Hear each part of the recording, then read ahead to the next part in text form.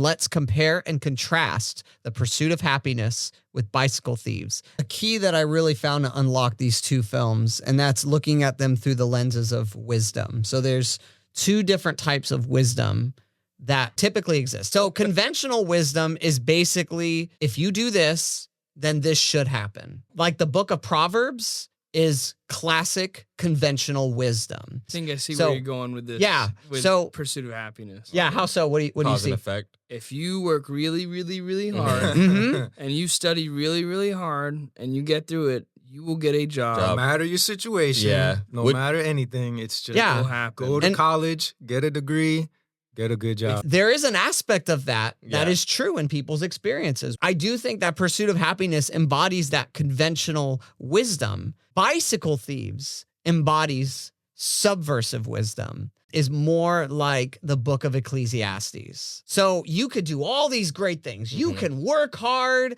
but at the end of the day, no bike. Yeah. No bike. Well, that didn't work for me. So now what? What sort of wisdom do I find out of things not going the conventional way?